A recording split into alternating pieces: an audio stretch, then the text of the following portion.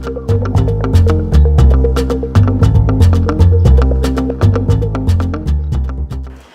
le vaccin contre la grippe, c'est un vaccin qui est composé à partir du virus de la grippe lui-même, qui est inactivé, qui est fragmenté, et j'insiste sur un point extrêmement important, qui ne contient pas d'adjuvant. En effet, il a été observé qu'il n'est pas nécessaire d'associer des adjuvants pour que ce vaccin soit capable d'induire des réponses immunitaires protectrices. La particularité de ce vaccin, néanmoins, c'est qu'il doit être réadapté chaque année au virus de la saison.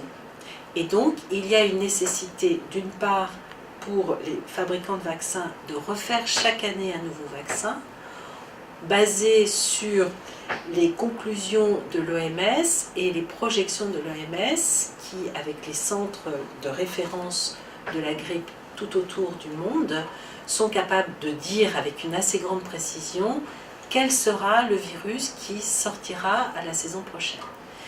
Mais parfois, néanmoins, ces projections ne sont pas correctes, se sont trompées, parce qu'il n'était pas possible de prévoir de façon extrêmement précise le virus qui allait sortir. Et il arrive malheureusement que le vaccin ne soit pas totalement adapté au virus de la saison, car le virus a pu muter entre le moment où le vaccin a été fabriqué et le moment où l'épidémie de grippe a surgi. Alors, quels sont les effets secondaires potentiels?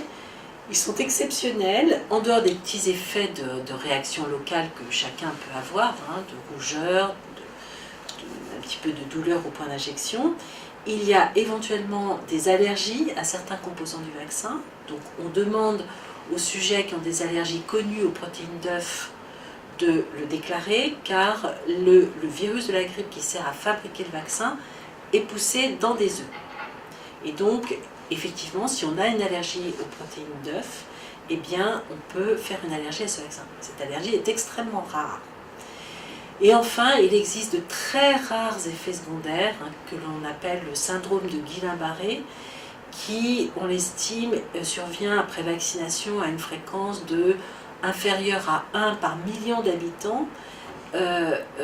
Et ce syndrome de Guillain-Barré, on sait qu'il n'est pas dû au vaccin, mais il est dû au composé du virus de la grippe présent dans le vaccin. Et donc, on est plus exposé au syndrome de Guillain-Barré lorsque l'on fait une grippe que lorsque l'on reçoit le vaccin antigrippal.